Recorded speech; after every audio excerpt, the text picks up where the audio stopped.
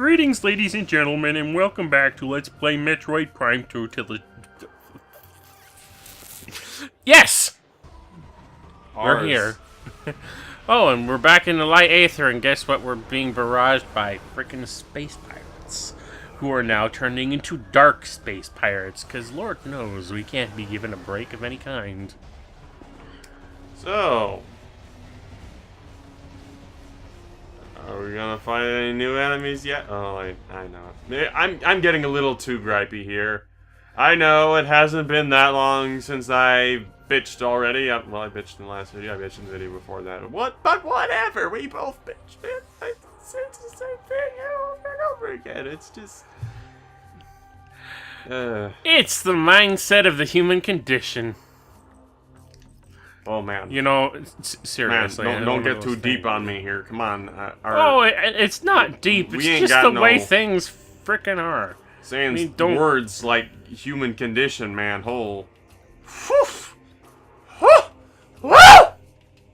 That's a bit much. Well, it's just the human mind works in stupid, uncanny, and ridiculous ways. Specifically, things like, I don't know, being able to remember and process bad things a lot more concisely, or whatever the word is, compared to good things, which are just good, because being constructive about what's good is kind of difficult, at least in my opinion, and apparently in the opinion of many people out there in the world. Yeah. We're willing to complain and bitch and discuss at length why things are so bad. Especially versus why they're so good. Especially Americans. Apparently. Americans and they're complainers. They don't do things.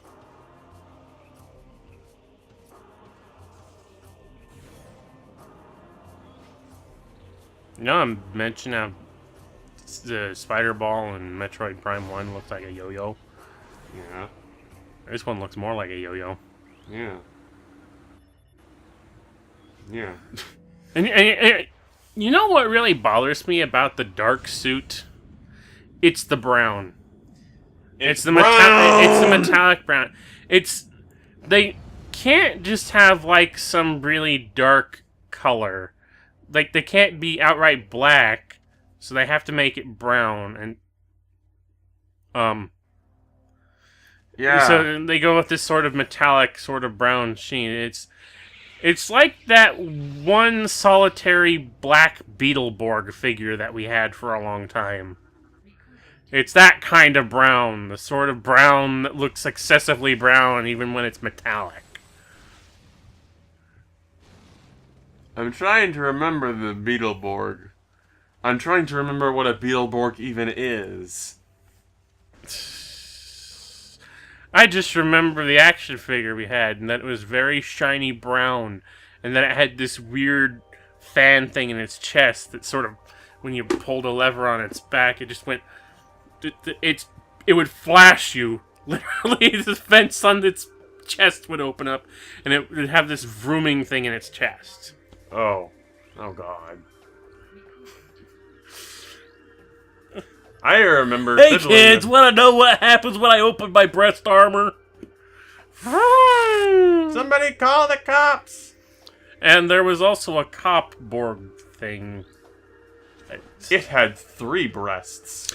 Yes, and they shine different colors! What are these things? Flying pineapples! It's a papaya! Flying papayas don't exist! Oh. Flying papayas don't exist. Well, yeah, you get the gist of that joke. Yes, because I've probably already inserted the thing. The joke which we milk that nobody understands. Watch Zoid's Chaotic Century, folks. I thought it was humorous, at least during the first half.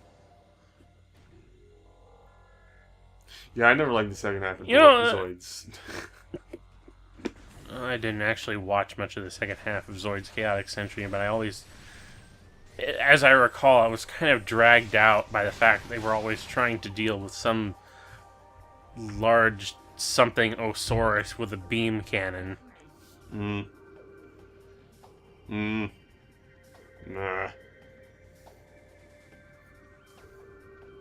Or was it Mega Particle Cannon? I don't know. Either way, it was a big gun. And it was tough, and they couldn't fight it for some reason. It is. It's the T-Rex. Or at least that's the gist of what I recall. Grab a Again, flare. I didn't... Lure it away. Get it to fight the whatever the. I also was named remember. Osaurus I also from remember the one guy. Jurassic what was Park it? 3, Irvine, I believe his name was, is voiced by Mark Gotha. which looks like an actual dinosaur that I can't remember the name of either. Great, more annoying enemies that happen to look vaguely similar to flying papayas, but not exactly. We could have just named it after an actual dinosaur. We could have just said it was an actual dinosaur, but no.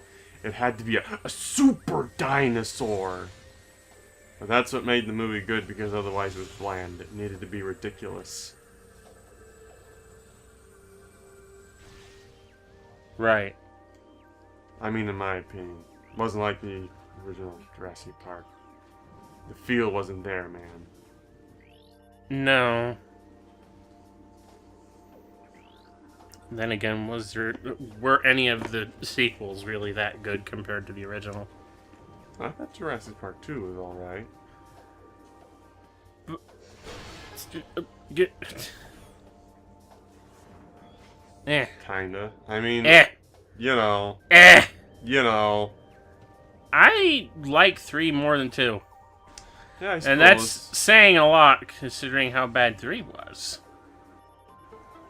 It's kind of dependent on what you're looking for. Like, you know, it's kind of like how the first movie in a lot of different movie series is always. I think it's just the fact that this third film had more as a survival feel than the second film, because the second film had those hunters, and it's just.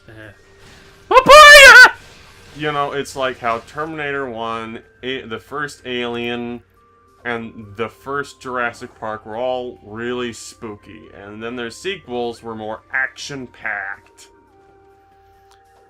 And while that was good for Aliens and Terminator 2, I don't think it worked out for Jurassic Park 2. Depends on who you ask, but yeah, there are. Okay, I think like It also doesn't help that they had, you know him in there. He was the way he was, and I honestly don't. Hey man, I know he's ridiculous, but he elevates films. Come on. I just didn't think he made. I just didn't think he made as strong as. I just don't think he made as strong main protagonist compared to. What was the other guy?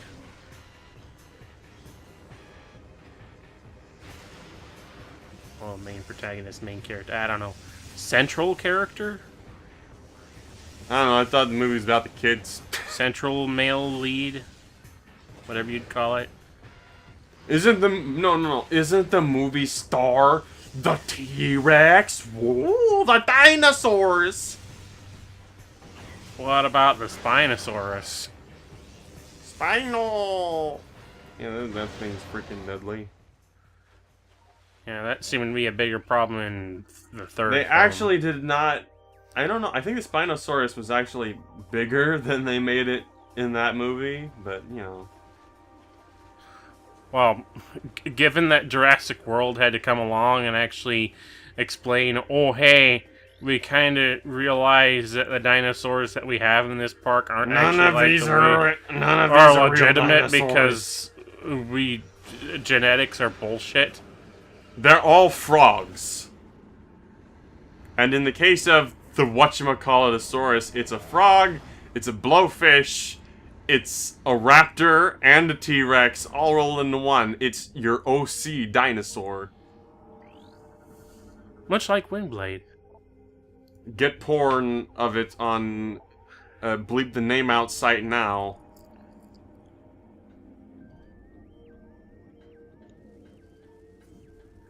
I'm sorry, my brain just went blank there for a split second. Where are we? We're still in, Dark Aether, I assume. Because I mean, it it's looks dark all and there's spooky. purple water. Yeah, purple water. Definitely Dark Aether. Yeah. Oh, more dimensional puzzles. There's a switch in this realm that can turn the bridge in both dimensions, because that's And you can see them both at the same time, because that's a cool effect. Kids. Yeah. See that? The layered effect of the translucent part of the bridge is supposed to imply that the bridge moved in a different dimension as well. Well, there's a good way to annoy your neighbors. We go into another dimension and open their garage. That's right. Open their garage. Turn on the microwave. Watch them when they sleep. Keep switching between dimensions. Turn the TV on and off. You can do that with a universal remote. Like that kid in Home Alone 3 did. Oh, yes. Home Which, Alone to be 3. honest, as bad as Home Alone 3 is... Have you ever seen Home Alone 4? Holy... Oh, great! Dark Pirate fucking Commandos! Can we get any better, ladies and folks? Remember the Chozo ghosts from the first game? Well... Same These diff. aren't quite as bad, actually, if you have enough Dark Beam ammo. Unfortunately, just notice what happened. I've depleted all my Dark Beam ammo. Because, the Dark Beam, like I mentioned, has, like, Ice Beam sort of properties. So if you fire a charged Dark Beam shot at a Dark Pirate Commando, whether or not you would think up front that, hey, that would have not as much of an effect on a Dark enemy, it also has a cold effect. So if you hit them with a charge shot, the moment they teleport, they will freeze. Why couldn't they And just if you give us the freaking realize, ice beam? again, because that's like an Ice Beam property, fire a missile at them right afterwards, and boom! Dark Pirate Commandos dealt with. Otherwise, you're gonna be standing around for a while in a room trying to deal with these teleporting sons of guns. Until they decide to just give up because they're so bored of you trying to do nothing to them. Have you ever seen Home Alone 4? I have, and by God, it was bad, but then it was a made-for-TV film. It had that guy from Third Rock from the Sun in it. And he was supposed to be Marv. Heck, the kid that they got to try to be Kevin looked even younger than Macaulay Culkin did when he was doing the films. Yeah. That was bad. Very bad. Good old Macaulay Culkin. Macaulay Culkin. Macaulay Culkin. Where do you suppose he is these days? In a pit. Doing some weed? Probably. I don't know. I honestly don't care.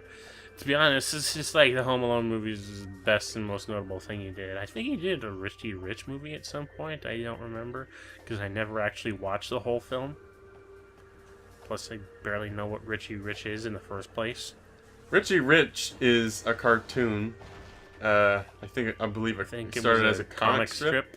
Yes, and it was based on a character who, their entire deal was they were rich, and they solve all the problems in their life by being rich. Isn't that a great message for the kids? Yes. Needless to say, the entire premise was crap, but it still spawned a franchise. Yes. But yeah, as far as I'm concerned, the Home Alone films are the most notable and memorable thing that he's done, and, you know, I enjoy them well enough. It's just like, I do think, like, the first film is the best, and 2 is passable, not terrible. And then we've got 3, which has got the new kid, who's got about as much emotion and fear in his body as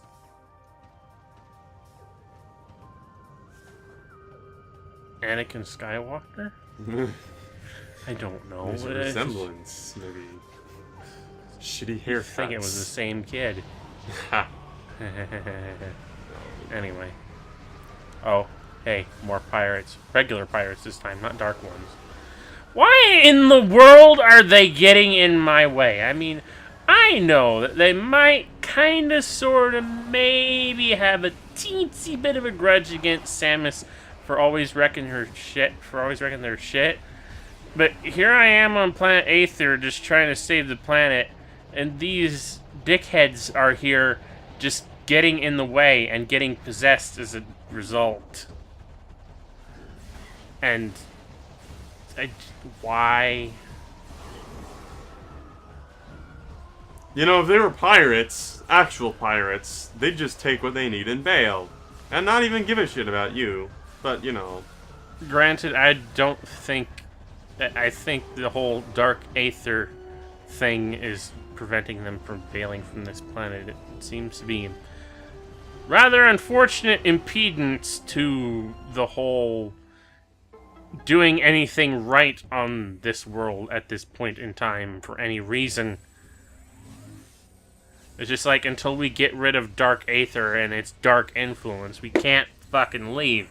Let alone do anything else. I used to wonder how much the heck Samus actually gives about any of this. I got here, and all I've wanted to do since I got here is leave. Well, there's also the dark doppelganger problem.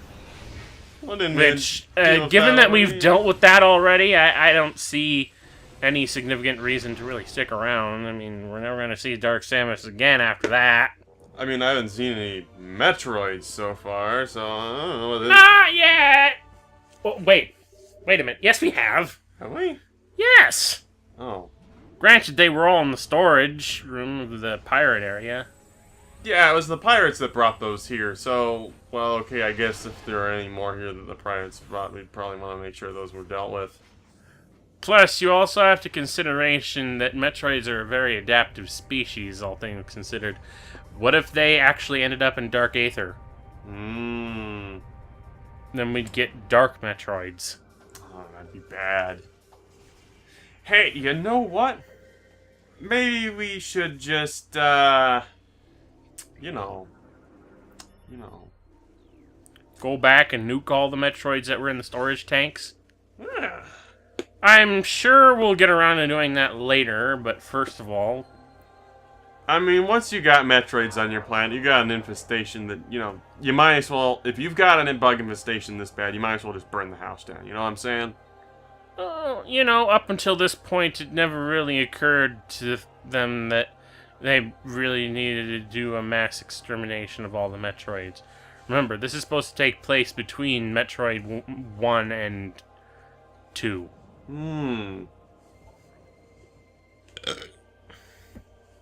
Excuse me.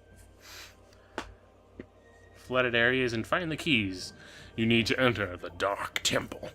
Oh, I gotta go back to the Dark Universe Aether thing? Other side of the waters coin? of Dark Aether are foul and venomous. Avoid them if you can. I think you got a tiny bit of spit in my eye there. I am sorry about that. You can now access Emerald holograms. Yes, thanks for allowing me to do that. Allowing me. Why didn't you must give us the capacity to unlock all these holographic things for the start?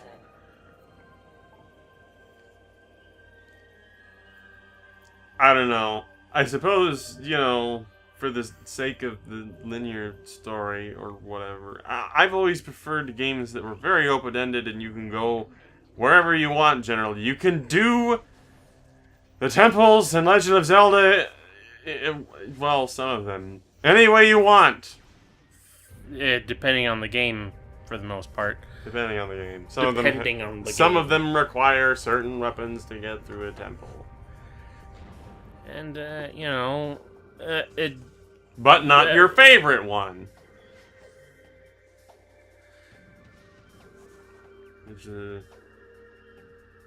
I kind of have two favorites, so I'm not sure which one you're talking about. Oh, But no. it's probably both of them. Well, Either way, that's it for this part. This there's a part reason it's of vacation. Let's Play Legend of Zelda Metroid Prime 2 Echoes Trilogy Edition. On the Wii. On the Wii, U. not the Wii U. We have the disc for this one. So That's I would right. like to thank absolutely everyone for watching. Remember, RCFS and out. You're not gonna buy a Wii U. This is bad. This is bad.